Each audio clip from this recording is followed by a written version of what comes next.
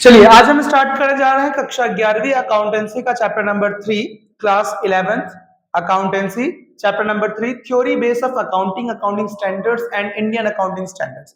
ये एक basic introductory और थ्योरेटिकल चैप्टर है। इसकी वेटेज आपके पेपर में सिर्फ 3 से 4 नंबर का होता है। इस चैप्टर में हम लोग खास करके कुछ बेसिस ऑफ अकाउंटिंग और उसकी थ्योरीज को पढ़ेंगे और अकाउंटिंग स्टैंडर्ड्स क्या होते हैं, इंडियन अकाउंटिंग स्टैंडर्ड्स क्या होता है, इसको समझेंगे। ज्यादा डिटेल नहीं है, बस इंट्रो पार्ट जो आपको इस चैप्टर में सीखना है। चलिए स्टार्ट करें। सबसे पहला आपके पास meaning and nature of accounting principles के बारे में बताया गया है कि भाई अकाउंटिंग प्रिंसिपल्स कहते किसे हैं, क्यों पढ़ना। अभी तक अगर आप इस चैप्टर पे आ गए तो आपने फर्स्ट और सेकंड चैप्टर पढ़ लिया है। फर्स्ट चैप्टर में हमने अकाउंटिंग क्या होता है, उसके ऑब्जेक्टिव्स, फंक्शंस, लिमिटेशंस सब सीखा था। सेकंड चैप्टर हमने बहुत सारे टर्मिनोलॉजी सीखी थी, एसेट्स क्या होते हैं, लायबिलिटीज क्या होती हैं, एक्सपेंसेस क्या होते हैं, रेवेन्यूज क्या होते हैं। अब यहाँ पे हम उस पे जो अकाउंटिंग करने हम जब जा रहे हैं तो उसमें बहुत सारे प्रिंसिपल्स अप्लाई होते हैं, उन्हीं को यहाँ समझना है। तो प्रिंसिपल्स क्या काम करते हैं? Accounting principles are the standardized rules, concepts and guidelines that govern the field of accounting। Accounting के फील्ड को सही तरीके से काम करने के लिए जो भी रूल्स, कंसेप्ट या गाइडलाइंस लगता है उनको हम क्या कहते हैं? अकाउंटिंग प्रिंसिपल्स कहते हैं। यानी मतलब कि भाई मुझे अकाउंटिंग करनी कैसे है ये सिखाता कौन है? Accounting principle. कि इधर ये लिख उधर ये लिख। हमें कैसे पता है ऐसा जब भी बढ़ता है तो उसको डेबिट ही करना है या लाइबिलिटीज को क्रेडिट में ही लिखना है? ये सब हमें इसलिए पता है क्योंकि हमने ये सब चीजें कहां से पढ़ी? प्रिंसिपल से सीखी हैं। They provide a framework for recording, analyzing and reporting financial transactions and informations in a consistent, understandable and comparable manner। ये आपको बताता है, एक फ्रेमवर्क देता है कि कैसे रिकॉर्ड करना है, कैसे उसको एनालाइज करना है, कैसे इंफॉर्मेशंस को ट्रांजैक्शंस की कंसिस्टेंटली अंडरस्टैंडेबल मैनर में, कंपेरेबल मैनर में आगे ट्रांसफर करना है। These principles are essentials to ensure accuracy, transparency and fairness in financial reporting। और ये सारे प्रिंसिपल्स मदद करते हैं कि जो ट्रांजैक्शंस रिकॉर्ड हो रहे हैं वो सही तरीके से होते रहे, ट्रांसपेरेंट, यानी कोई भी इस तरह का कोई मिसमैच या कोई एम्बिग्यूटी क्रिएट ना हो, फेयरनेस बिल्कुल ठीक ठाक हो। और यही सारे काम करके आप अपने स्टेक होल्डर्स, यानी जो आपके बिजनेस में इन्वेस्ट करने वाले शेयर होल्डर्स है, शेयर होल्डर्स को स्टेक होल्डर्स भी कहते हैं, उन तक अपनी सारी जानकारी पहुंचा सके जिससे कि वो भी सही डिसीजन ले सके। तो अकाउंटिंग प्रिंसिपल्स आपको सही तरीके से अकाउंटिंग करना सिखाता है। अगर मैं शॉर्ट में कहूं तो सर ये अकाउंटिंग प्रिंसिपल्स होते क्या क्या? तो आपके पास अकाउंटिंग प्रिंसिपल जितने भी आते हैं ये जनरली एक्सेप्टेड प्रिंसिपल्स होते हैं। इन्हें पहले गैप कहा जाता था। क्या कहते थे? गैप। गैप का मतलब होता है जनरली एक्सेप्टेड अकाउंटिंग प्रिंसिपल, जो हर जगह पे जो है वो मान लिए जाएंगे। Accounting principles are widely accepted and used the accounting community and financial institutions often refer to as GAAP. हर कोई जो अकाउंटिंग करता है वो इन रूल्स को मानता है और इनको फॉलो करेगा, इसलिए इसको गैप कह रहे हैं। साथ ही साथ ये कैसे होते हैं? तो भैया ये मैनमेड है, ऑब्वियस सी बात है, मैनमेड है। कोई नेचुरल लॉज नहीं है, ईश्वर का बनाया हुआ कोई प्रकृति कानून नहीं है, हमने बनाया है। यानी हम अपने हिसाब से इसमें समय समय पे बदलाव भी करते हुए दिखाई देंगे। तो ये सारी चीजें यहाँ दिखेगा, एक्सपीरियंस लॉजिक के हिसाब से इसमें चेंजेस भी आते रहते हैं। अकाउंटिंग इंफॉर्मेशन के बारे में अगली बात आपको क्या बताई गई? It must be consistent and uniform. यहाँ जो प्रिंसिपल्स होते हैं ये एक एंश्योर करते हैं कंसिस्टेंसी को, कि सभी जगह जो भी ट्रांजैक्शंस रिकॉर्ड हो रहे हैं चाहे वो किसी भी टाइम पीरियड में हो, कंसिस्टेंटली जो है वो रिकॉर्ड होने चाहिए। साथ ही साथ वो हर चीज को कंपेयर और इवेल्युएट करना भी आपको सिखाएंगे। गाइडेड बाय कंसेप्ट्स, यहाँ पे जितने भी अकाउंटिंग प्रिंसिपल्स होते हैं उनका फाइनेंशियल फाउंडेशनल कंसेप्ट्स पे बेस्ड होते हैं, यानी कुछ ना कुछ ऐसे कंसेप्ट्स है जो आपको पढ़ाए जाएंगे, अभी हम आगे पढ़ेंगे भी, और उन्हीं कंसेप्ट्स के बेसिस पर हम अपने सारे अकाउंटिंग प्रिंसिपल्स काम करते हैं। इसमें जैसे एग्जांपल के लिए accrual, matching, conservatism, consistency, materiality, ये कुछ कंसेप्ट्स होते हैं जिनकी हम बात अभी करेंगे आगे। तो ये सारे कंसेप्ट्स पे आपको काम करना कौन सिखाता है? अकाउंटिंग सिखाता है। ये होते क्या कंसेप्ट, वेट करें भी, आगे हम इसको देखेंगे। Next point, objective and reliable. जितने भी अकाउंटिंग प्रिंसिपल्स होते हैं वो सब के सब इसलिए बनाए जाते हैं ताकि वो अपने उद्देश्यों को पूरा कर सकें, वेरीफाइबल हो और अनबायस्ड रहे, यानी कोई भी अपने हिसाब से कोई मतभेद ना कर सके, कोई कंफ्यूजन क्रिएट ना कर सके, सारे प्रिंसिपल सही तरीके से काम करें और सही इंफॉर्मेशन जो है वो आगे पास ऑन होना चाहिए, कोई फ्रॉड वगैरह ना हो। तो ये सब आपको अकाउंटिंग प्रिंसिपल्स मदद करते हैं समझाने में। और आखिरी और सबसे इंपॉर्टेंट, अकाउंटिंग प्रिंसिपल जो है वो आपको डिसीजन लेने में हेल्प करते हैं, आपको भी, और अगर आपका बिजनेस बड़ा है तो वहां पे स्टेक होल्डर्स यानी कि बिजनेस के अंदर जो उन्होंने पैसा लगाया है उनको स्टेक होल्डर्स या शेयर होल्डर्स कहते हैं। तो उन लोगों को, इन्वेस्टर्स को, क्रेडिटर्स को, मैनेजमेंट को, सबको डिसीजन लेने में आपकी अकाउंटिंग जो है वही मदद करेगी। अगला पॉइंट है आपके पास फंडामेंटल अकाउंटिंग अजम्पशंस। अब यहाँ पे हम कुछ अजम्पशंस की बात करने वाले हैं जो अकाउंटिंग में यूज होते हैं। इन्हें हम लोग बेसिक अकाउंटिंग कंसेप्ट्स के नाम से भी जानते हैं। ये कंसेप्ट्स वही सेम बात, कंसिस्टेंसी, रिलायबिलिटी, कंपेटिबिलिटी को ध्यान में रखकर बनाए गए हैं, जिससे कि बिजनेस में जब इनका इस्तेमाल किया जाए तो कोई भी समस्या या कोई भी प्रॉब्लम नहीं होनी चाहिए। तो ये प्रिंसिपल्स या अजम्पशंस कौन से, पहले वो पढ़ेंगे। अब इस चैप्टर का नाम तो सर अपना प्रिंसिपल का, तब आप अजम्पशंस कह रहे हो। हाँ, प्रिंसिपल्स भी पढ़ेंगे, पर उससे पहले 3 अजम्पशंस हैं जो अकाउंटिंग को समझाती है कि जब भी आप अकाउंटिंग करो तो ये 3 चीजें मान करके ही करना, और यही 3 चीजें हम मानते भी हैं। सबसे पहली अजम्पशन आपके पास जो यहाँ पे आती है, that is called going concern assumption. सबसे पहले कौन सी है? Going concern assumption. नाम से ही क्या समझ में आया? गोइंग मतलब चलते रहना, इसी उद्देश्य से अज्यूम कर रहे हैं। तो it is assume that the business will continue to operate for the foreseeable future and will not be liquidate or close down soon। हम ये मानते हैं कि हमारा बिजनेस गोइंग कंसर्न है, यानी जब हमने बिजनेस स्टार्ट कर अकाउंटिंग करेंगे तो हम ये मान के करेंगे कि हमारा बिजनेस अनंत काल तक, फोरसीएबल फ्यूचर तक चलता ही रहेगा, और कभी भी हम अपने बिजनेस को क्लोज नहीं करने वाले हैं। कुछ भी हो जाए बिजनेस क्लोज नहीं होगा, यानी हम यही इंप्लीकेशन लेकर चल रहे होते हैं। अब इससे क्या फायदा होता है, इसका क्या इंप्लीकेशन है, तो अब आगे जाकर के आप समझेंगे कि जब हम अकाउंटिंग करते हैं तो हम एसेट्स को जो रिकॉर्ड करते हैं वो उनके हिस्टोरिकल कॉस्ट पे करते हैं, ना कि उनके लिक्विडेशन या मार्केट वैल्यू पे। मतलब क्या सर, समझ नहीं आया? सपोज मैंने एक मशीन खरीदी, और वो मशीन जब मैंने खरीदी, लेट सपोज 2018 में मैंने उसको खरीदा था, और उस समय भी उस मशीन की कीमत थी 15 लाख रुपीज, 15 लाख रुपए की एडवांस टेक्नोलॉजी मशीन मैंने इंप्लीमेंट किया। आज 2026 में पता करने निकला तो पता लगा कि वो मॉडल ही जो है वो पुराना हो चुका है। अगर मुझे फिर भी वही मॉडल का मशीन लेना होगा तो उसकी कीमत आज सिर्फ 13 लाख रुपए है, और उसके जगह पे जो बिल्कुल जो उसी के कंपैरेटिबिलिटी में आज के हिसाब से एआई जनरेटेड मशीन है, उसकी कीमत जो है वो 28 लाख रुपए कर दी गई है। 28 लाख रुपीस हो चुकी है, 28 लाख देने पड़ेंगे। तो अपनी किताब में मैं उस मशीन के लिए क्या लिखूं? 15 लाख, या जो आज उसकी वैल्यू 13 लाख हो गई है वो, या जो उसकी एकदम बिल्कुल नई मार्केट वैल्यू जो निकली हुई 28 लाख वो, या जो मेरे पास ये मशीन थी 15 लाख की, यूज होते होते आज 2026 में आज मेरे पास इतना खराब हो चुका है मशीन की स्थिति कि अगर मैं आज कबाड़ में बेचूंगा तो मुझे सिर्फ 2 लाख रुपए मिलेंगे। तो क्या मैं 2 लाख रुपए लिख दूं? कंफ्यूजन तो है भाई कि 2 लाख लिखे, 13 लिखे, 28 लिखे कि 15 लिखे। तो इसने बहुत क्लियर लिखा कि हम तो ये मानते हैं भैया बिजनेस जो है वो कब तक चलेगा? ओवर टाइम, यानी फोरसीएबल फ्यूचर तक जाने वाला है। तो मैं ये बदलती हुई वैल्यूज की बात थोड़ी करता रहूंगा हर समय। जितने का मैंने खरीदा है वो हमेशा उसी वैल्यू पर मैं उसको दिखाऊंगा। That is called historical cost, और ये हम इसीलिए करते हैं क्योंकि हम इस अजम्पशन को मानते हैं। ठीक है, इसके बाद अगला अजम्पशन आता है आपके पास कंसिस्टेंसी अजम्पशन। ये क्या कहता है? The same accounting method and principles should be applied consistently from one accounting period to the next. इसका मतलब आप जब आगे पढ़ेंगे भी फ्यूचर में, आगे अगले चैप्टर्स में जाएंगे, तो कुछ चीजों को रिकॉर्ड करने का या कैलकुलेशन करने का अकाउंटिंग में एक से ज्यादा मेथड है, अलग अलग टाइप के मेथड्स हैं। तो अब वो अलग अलग टाइप के मेथड्स को मैं पढ़ने बैठूंगा क्या, और मैं हर साल कोई नया मेथड लगा सकता हूं क्या? तो ये प्रिंसिपल ने बहुत क्लियरली कह दिया, ये अजम्पशन बहुत क्लियरली समझाता है कि जिस भी मेथड को आपने यूज कर लिया उसी मेथड को ईयर एंड ईयर आफ्टर आपको यूज करते रहना है, उसमें किसी भी तरह का बदलाव आप नहीं करेंगे। इसका मतलब सर अगर मान लो मैंने कोई एक मेथड अपना लिया तो इस साल मैंने अगर उससे अकाउंटिंग कर दी तो अगले साल भी वही फॉलो करना पड़ेगा? हाँ बिल्कुल करना पड़ेगा। उसके अगले साल भी वही करना पड़ेगा? हाँ भाई करना पड़ेगा। लेकिन मान लो सर अगर मुझे दूसरा मेथड यूज करना है तो मैं कर ही नहीं सकता क्या? ऐसा तो नहीं होगा। तो पहले इसकी इंप्लीकेशन समझिए। It allows meaningful comparison of financial statement across different time periods. If any change is made it must be disclose along with its effect. मतलब क्या?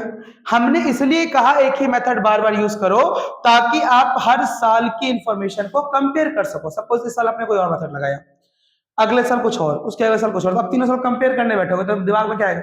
यार उसमें तो अकाउंटिंग के लिए दूसरा मेथड अपनाया था, इस बार दूसरा किया। कैसे कंपेयर कर लूं? अगर मेथड तीनों साल सेम है तो कंपेयर करना आसान रहेगा। तो कंपेरेबिलिटी के लिए तो हम यही कहते हैं, लेकिन इसके अंदर ये नहीं कि आप चेंज ही नहीं कर सकते, आप कर सकते हो, आपके पास अधिकार है, आप बदलना चाहो मेथड बदल सकते हो, लेकिन उसको बदलने से पहले आपको डिस्क्लोज करना पड़ेगा। और किसको बताना पड़ेगा?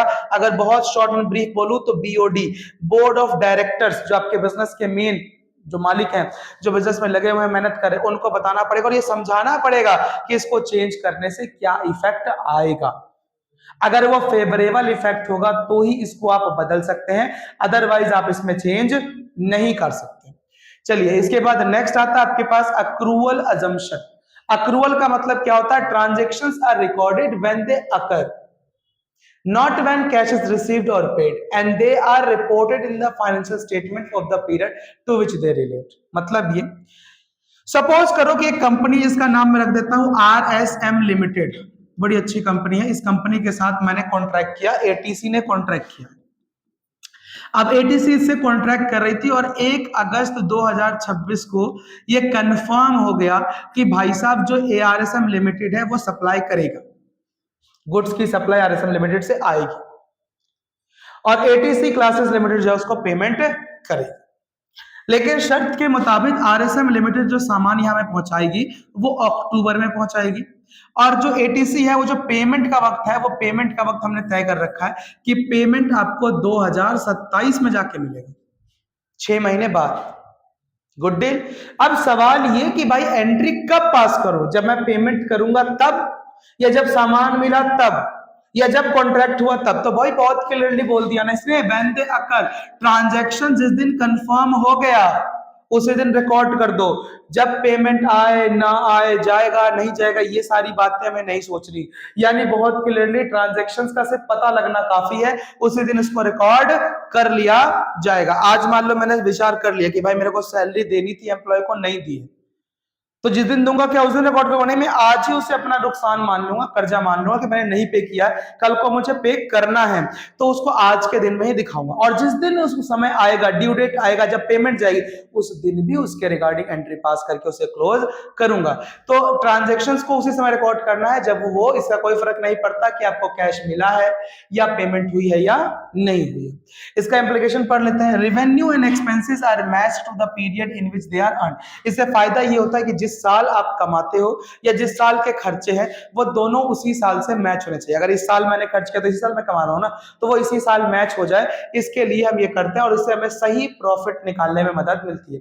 अब मैं ऐसा क्यों कर रहा हूं? मैंने जो भी ट्रांजैक्शन बताया, लेट सपोज मैं उसको पेमेंट 2027 में करता हूं और पेमेंट 10 लाख रुपए की है, तो मैं पेमेंट कब कर रहा हूं? 2027 में। अब 2027 में जब मैं उसको पेमेंट करूंगा तो अभी 2026 की अकाउंटिंग में तो वो पेमेंट नहीं दिखी ना फिर, पर ट्रांजेक्शन तो इसी बार का है। तो प्रॉब्लम ये है कि अगर मैं इस बार नहीं दिखा रहा हूं तो भाई इस साल तो मेरा प्रॉफिट ज्यादा दिखेगा क्योंकि पेमेंट हुई नहीं है, और अगले साल में एंटर होते ही वो इतना बड़ा पेमेंट दिख जाएगा। तो ऐसी समस्या ना है, इसके लिए हमने कहा कि भाई अक्रूवल रहो, मतलब कि जब ट्रांजेक्शन हो उसी वक्त देखो, यानी आपको रिकॉग्नाइज होना चाहिए, आपको पता लग गया ट्रांजेक्शन हो गया, लिख लो।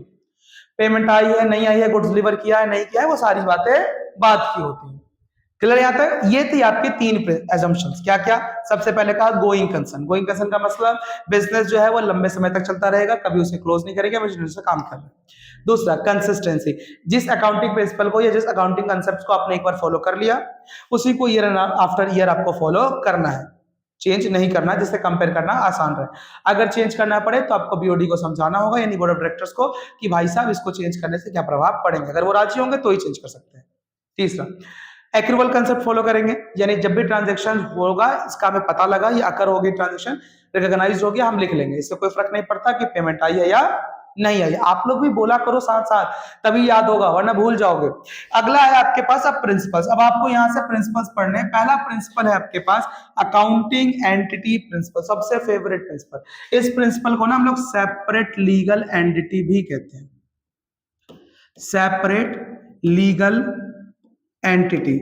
सेपरेट लीगल एंटिटी का मतलब क्या होता है? ये एक ऐसा प्रिंसिपल है जो हमें बहुत ही बेसिक बात तो कहता है कि भाई जब मैं अकाउंट्स की बात करता हूं, यानी जब अकाउंट्स बनाता हूं, तो भाई एक बिजनेस है और साथ में आपके पास एक ओनर है, तो ये बहुत ही क्लियरली स्टेट करता है कि business and owner both are different. दोनों क्या है? अलग अलग है। हम दोनों हैं अलग अलग। ठीक है, यानी बिजनेस और ओनर क्या है, दोनों अलग अलग है, ना तो बिजनेस ओनर से है और ना ही ओनर बिजनेस से। हाँ, दोनों दिखेंगे बिजनेस में, यानी बिजनेस में ओनर जो भी लाएगा वो बिजनेस के लिए एक तरह का क्या होगा, डेट होगा, और उस डेट को बिजनेस क्या मान के चलेगी, कैपिटल मान के चलेगी, और बिजनेस की जिम्मेदारी बनती है कि वो सब इसको ओनर को वापस करेगी। ओनर अलग होगा, बिजनेस अलग होगा, यही कौन कहता है, बिजनेस एंटिटी या सेपरेट लीगल एंटिटी। चलिए इसको पढ़ते हैं और समझते हैं इसके बारे में और डिटेल में। सबसे पहले आपको बोला गया the accounting entity principle says that a business and its owners are separate entities in the eyes of accounting. Accounting की नजरों में दोनों अलग अलग माने जाएंगे। Even if a person own the business money property and transactions must be kept separate from the owner's personal finance। इसका कोई फर्क नहीं पड़ता कि मालिक ही बिजनेस संभाल रहे हैं, फिर भी मालिक के बाद जो बिजनेस में जो भी कमाई हो रहा है, जो भी पैसा हो रहा है, वो मालिक का नहीं कहलाएगा, वो बिजनेस का कहलाएगा। हाँ, बिजनेस से मालिक ले जाए वो अलग, ठीक है। It helps in clearly measuring the performance and financial position of the business। इसकी मदद से हम बिजनेस की सही परफॉर्मेंस, सही पोजीशंस का पता लगा पाते हैं, और ये कोई मिक्स क्रिएट नहीं करता है कि ओनर की पर्सनल वेल्थ क्या है। मान लो मैंने बिजनेस से 10 रुपए कमाए और मेरे पॉकेट में पहले से पर्सनल 10 रुपए थे, और दोनों में एक जगह रख दूंगा, तो मैं क्या मान लूंगा, मेरे पास 20 रुपए हैं, पर भाई मैंने कमाया 10 ही है, तो बिजनेस तो 10 का ये वैल्यू होगा। तो ये चीज इजी रखने के लिए हम बिजनेस को अलग और मालिक को अलग मानते हैं। इसके बाद अगला प्रिंसिपल उससे भी आसान, मनी मेजरमेंट प्रिंसिपल। जैसा नाम वैसा काम, मनी मेजर, यानी जिस चीज को पैसे में नाप सकते हैं, जिस चीज को मनी में मेजर कर सकते हैं, उसको ही हम अकाउंटिंग में लिखेंगे, बाकी किसी को नहीं लिखेंगे। The money measurement principle says that only things that can be measured in money, जिसको पैसों में नापा जा सकता है, are recorded in accounting। उसको ही आप अकाउंटिंग में रिकॉर्ड करेंगे और किसी को रिकॉर्ड नहीं करेंगे। If something cannot be given a monetary value, it is not recorded in the financial books। जिस चीज की पैसों में कोई कीमत नहीं, उसको हम यहाँ पर रिकॉर्ड नहीं कर सकते। एग्जाम्पल के लिए जैसे नॉन फाइनेंशियल आइटम्स, एम्प्लॉय का स्किल, कंपनी की रेपुटेशन, कस्टमर की लॉयल्टी, अब ये सब कोई पैसों में थोड़ी नाप सकता है। किसी की ईमानदारी, किसी की बेईमानी, ये सब पैसों में नापोगे, नहीं नाप सकते, तो ये सब अकाउंटिंग में रिकॉर्ड भी नहीं होगा। तीसरा प्रिंसिपल अकाउंटिंग पीरियड। अब ये प्रिंसिपल आया कहां से ना, ये पहले अजम्पशन से बना। हमने क्या कहा, बिजनेस गोइंग कंसर्न है, यानी जहां से स्टार्ट हुआ बिजनेस वहां से चलता ही रहेगा, चलता ही रहेगा, चलता रहेगा, उसका कोई एंड ही नहीं दिखेगा। तो भाई अकाउंटिंग करूं कब, तो बिजनेस के इस प्रिंसिपल ने बहुत क्लियरली कहा कि आपका बिजनेस माना स्टार्ट जो हो रहा है पता है आपको, क्लोज कब हो रहा नहीं पता। तो ऐसे में आप क्या करो, आप बिजनेस के पूरे लाइफ को छोटे छोटे पीरियड में तोड़ लो, और उन्हीं छोटे पीरियड में आप अकाउंटिंग करना। जनरली ये कितना होगा, 1 साल का पीरियड होगा, और उस 1 साल के एंड पे आप अकाउंटिंग करेंगे, इसलिए इसको अकाउंटिंग पीरियड प्रिंसिपल कहते हैं। The accounting period principle says that the life of a business is divided into specific time periods to record and report financial results. जिससे कि आप बीच बीच में अकाउंटिंग करते रहे और आपको पता लगता रहे कि भाई आपका बिजनेस ग्रो भी कर रहा है कि नहीं कर रहा। जनरली ये 1 साल का होता है, और इस जो 1 साल का पीरियड होता है ना, इसे हम लोग यहाँ पर फाइनेंशियल कैलेंडर कहते हैं। क्या कहोगे, फाइनेंशियल कैलेंडर। और हमारे भारत में ये जो फाइनेंशियल कैलेंडर चलता है, ये आपका चलता है 1 अप्रैल से लेकर 31 मार्च तक। तो 1 अप्रैल से शुरू होगा और 31 मार्च तक जाएगा, ठीक है। तो ये चीज ध्यान रखनी है आपको अकाउंटिंग पीरियड प्रिंसिपल में। चलिए इसके बाद नेक्स्ट प्रिंसिपल आता है फुल डिस्क्लोजर प्रिंसिपल। जैसा नाम वैसा ही काम। फुल डिस्क्लोजर का मतलब हर चीज डिस्क्लोज करो जो बिजनेस से रिलेटेड है, कुछ भी छुपाना नहीं है। ईमानदारी और ट्रांसपेरेंसी के साथ बिजनेस के बारे में जो जो इंफॉर्मेशन है सब बता दो। Clear. The full disclosure principle says that a company must share all important information related to its financial statements that can affect the understanding or decision of users। आपको हर वो जानकारी जो आपके अंडरस्टैंडिंग को बदल सकता है या इन्वेस्टिगेशन को चेंज कर सकता है, वो हर एक जानकारी आपको डिस्क्लोज करनी है। एग्जांपल के लिए कौन कौन लोग, इन्वेस्टर्स, क्रेडिटर्स और रेगुलेटर्स, जिनके फैसले बदले जा सकते हैं। तो आपको हर चीज बताना है। If there is anything important that is not shown directly in the numbers, it should be explain clearly in the notes to the financial statement. आगे जाके आप सीखोगे अकाउंट बनाते हैं, और कई बार क्या होता है ना, कुछ चीजें अकाउंट में दिखा नहीं सकते या उसका प्रोसेस नहीं है वहां पे लिखा हुआ, तो उसके लिए हम क्या करते हैं, वहां डायरेक्ट फिगर्स दिखा देते हैं, वो अमाउंट आया कैसे या वो कैसे वैल्यू किया, उसके लिए अकाउंट के नीचे जाकर नोट्स में लिख देते हैं, या नोट्स बना देते हैं। तो जो चीज आप अकाउंट में नहीं दिखा सकते उसको भी बताना है, और कैसे बताना है, नोट्स में। इसका मतलब ये साफ है कि भाई जो फुल डिस्क्लोजर वो यही कहता है कि भाई हर चीज बतानी है, हर चीज बतानी है, तभी तो नोट्स में जाकर लिख के बता रहा हूँ ना कि कहाँ से आया ये अमाउंट, कहाँ से पता लगा। अभी आप आगे अकाउंटिंग जब करोगे ना जनरल वगैरह, तो वहां देखोगे कि आप अपने कोई अकाउंट बनाया, उसमें मान लो लेट सपोज कोई कंपनी था, उसका आपने कोई अमाउंट लिख दिया, अब ये अमाउंट आया कहाँ से, तो उसके लिए आप एक नीचे नोट्स बनाओगे और फिर उसको एक्सप्लेन करो कि भाई ये अमाउंट इस तरीके से, फिर वो अमाउंट यहाँ शो हो रहा है। तो मैं इसको बिना बनाए भी कर सकता, लेकिन इस प्रिंसिपल ने कहा हर चीज डिस्क्लोज कर, इसलिए हमने यहाँ पे डिस्क्लोज करके दिखा दिया। अब हर चीज डिस्क्लोज कर समझ में आया, चलो बढ़िया बात कि भाई मेरे बिजनेस की हर चीज मैं डिस्क्लोज करूंगा। लेकिन एक सपोज बात बताओ, आप मेरे बिजनेस में आए, आप एक दिन के लिए आए मिलने, आदिल भाई कैसा चल रहा है बिजनेस, एडीसी कैसा चल रहा है, आप आए बैठते हैं, आप आए और बैठे, और आपने जब आए तो मैंने भी अपने संस्कारों की वजह से, एटिक्यूट की वजह से मैंने आपसे पूछ लिया would you have to some tea और कॉफी, कि आप चाय या कॉफी लेंगे। आपने भी कहा ठीक है चाय मंगा लो, तो अब मैंने आपके लिए एक कप चाय मंगा दी, 15 रुपए का चाय आ गया। मैंने अपने लिए भी मंगा ली क्योंकि आपके लिए तो मेरे लिए भी आएगी, आप सभी पियोगे सिर्फ मैं भी पी लूंगा साथ में, तो 30 रुपए की चाय आ गई।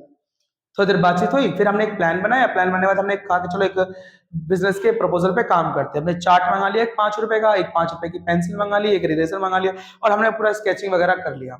स्केचिंग वगैरह करने के बाद जब हमने सबको कंप्लीट कर लिया, तो कंप्लीट करने के बाद हमने इसको सोचा कि लिखेंगे लड़के, तो क्या आप ये 15 रुपए की चाय लिखोगे अकाउंट में, क्या आप ये 5 रुपए का स्केल पेंसिल ये सब रिकॉर्ड करोगे?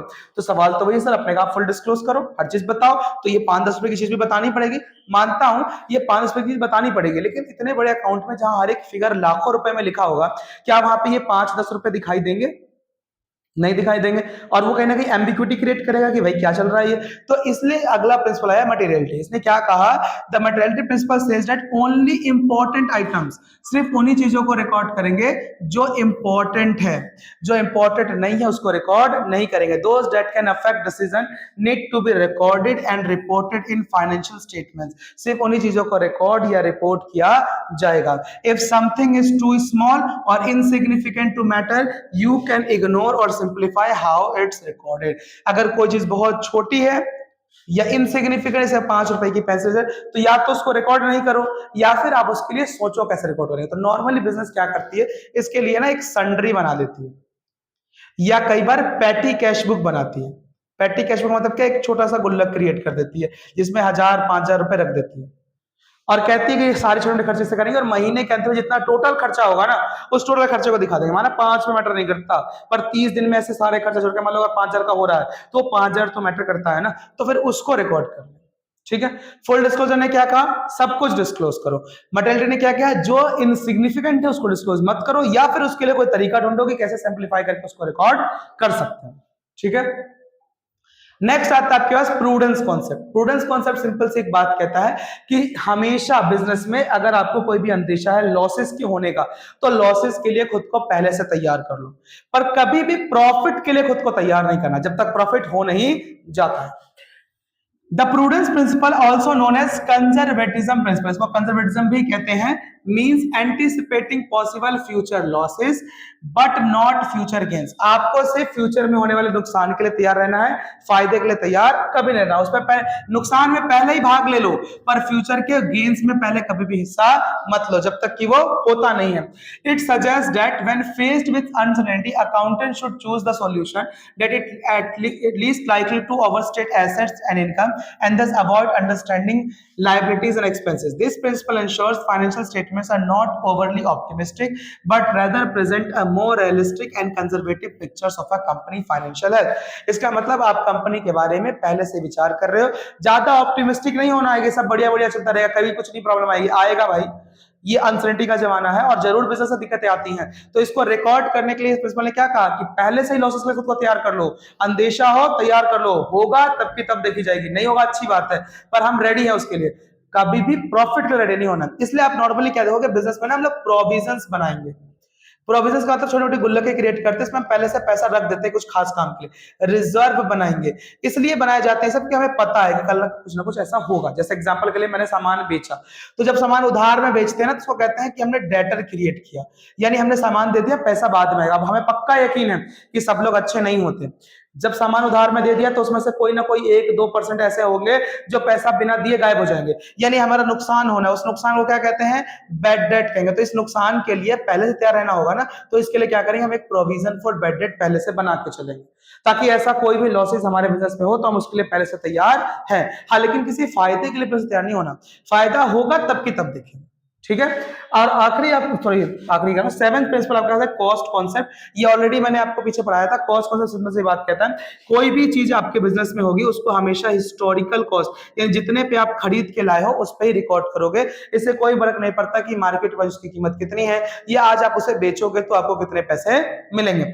जितने का खरीदा था, जब खरीदा था, आपकी किताब में वही वैल्यू लिखी रहेगी, उसके वैल्यू में कोई खास चेंज नहीं आएगा। The cost concept says that assets should be recorded in the books at their original purchase price, यानी हिस्टोरिकल कॉस्ट, जितने में खरीदा है उतने पे ही रिकॉर्ड करो, not at their current market value और रीसेल वैल्यू। आज की उसकी मार्केट या रीसेल वैल्यू में हमें लिखने की जरूरत नहीं है। This means when a business boys something like land, machine, furniture, it records the amount it paid for it. इसका मतलब जब भी आप कोई जमीन, मशीन, फर्नीचर कुछ भी खरीदते हो, जितना रुपए आपने पे किया वो लिख दीजिए, और यही रिलेटेड कॉस्ट इसके अंदर ट्रांसपोर्टेशन सब रिकॉर्ड करने के बाद, मान लो मैंने मशीन खरीदी और मैंने मशीन खरीदी है 10 लाख रुपए की, लेकिन उसको अब मेरी अपनी फैक्ट्री तक लाते लाते उसको लगाते लगाते 2 लाख रुपए और खर्च हो गए, तो मैं मशीन की कीमत कितनी मानूंगा, 12 लाख रुपए, और अपनी किताब में कितना लिखूंगा, 12। और यही 12 लाख जो टोटल कॉस्ट बनी थी उस मशीन को अपने यहाँ वर्किंग बनाने में, यही कॉस्ट मेरी बुक में लिखी रहेगी और इस पर अकाउंटिंग करता रहूंगा।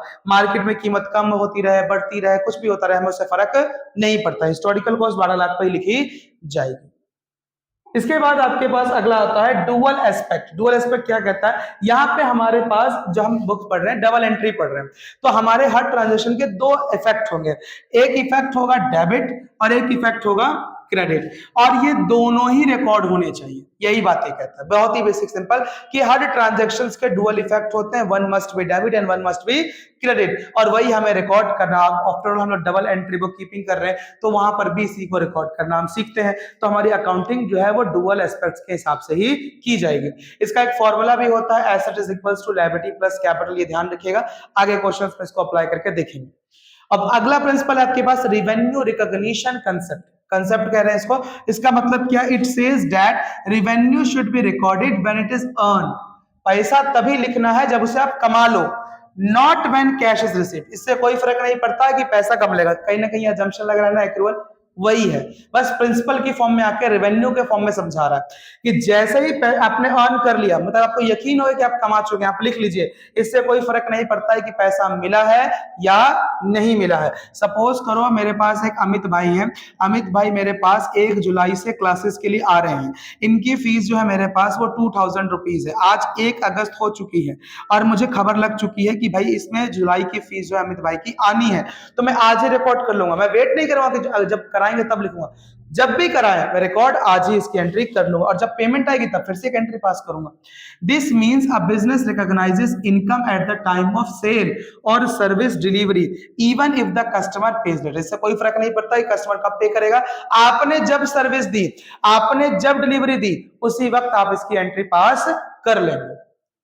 चलिए, इसके बाद आखिरी कॉन्सेप्ट है, it is called matching concept या अकाउंटिंग का। ये सिंपल सी बात करता है, बिजनेस में 2 चीजें हो रही होती हैं हमेशा, एक होता है आपके पास रिवेन्यू और एक होता है आपके पास एक्सपेंस। कुछ खर्चे करोगे तभी तो कुछ कमाओगे, तो ये कहता है एक ही अकाउंटिंग ईयर के सारे रिवेन्यू और सारे एक्सपेंसेस जो है वो एक ही जगह पर रिकॉर्ड होने चाहिए। यही चीज कौन सिखाता है आपको, मैचिंग कंसेप्ट सिखाता है।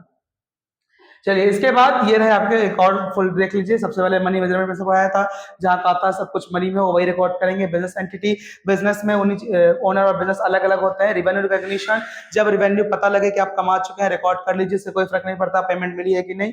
वेरीफाइबल ऑब्जेक्टिव प्रिंसिपल, ये भी आपने पढ़ा नहीं था, पर ये होता है मतलब आप जो भी रिकॉर्ड करते हैं उसका एक डॉक्यूमेंट्री होना चाहिए, यानी आपके पास एक सबूत, एक एविडेंस, एक बिल होना चाहिए। डुअल एस्पेक्ट, हर ट्रांजेक्शन के दो एस्पेक्ट होते हैं, डेबिट और क्रेडिट। अकाउंटिंग पीरियड, बिजनेस को छोटे पीरियड में बांट देते हैं और उस पर अकाउंटिंग करते हैं। फुल डिस्क्लोजर, हर चीज बिजनेस के जरूरी है, इफेक्ट कर सकता है कोई डिसीजन को, उसको दिखाइए और बताइए। मटेरियलिटी, जो चीजें ऐसी हैं जो इनएफिशिएंट है, जो ज्यादा वैल्यू नहीं करती, उसको रिकॉर्ड मत करिए, या फिर उनको रिकॉर्ड करने का एक इजी मेथड सोचिए। कंजर्वेटिज्म, हमेशा लॉस के लिए तैयार हो पर प्रॉफिट में पार्टिसिपेट मत करो। कॉस्ट कॉन्सेप्ट, हमेशा एसेट्स को उनकी हिस्टोरिकल को, जिस पे खरीदा गया है, जो खर्चा करके उसे अपने कंपनी तक लगाया है, उस पर रिकॉर्ड करिए। मैचिंग प्रिंसिपल, एक साल के अंदर जितने भी रिवेन्यूज है और जितने भी उसके एक्सपेंसेस है वो आपस में मैच होने चाहिए। तो ये थे आपके पास टोटल अकाउंटिंग प्रिंसिपल जो हमने पढ़ा। अगली वीडियो में हम इसी चैप्टर के अकाउंटिंग स्टैंडर्ड्स वगैरह को समझेंगे और इस चैप्टर को एंड करेंगे। अगर कोई डाउट हो, कोई पॉइंट समझ में ना आया हो तो प्लीज कमेंट करें, और अगर वीडियो पसंद आई हो तो लाइक एंड शेयर करना ना भूलें। Thank you.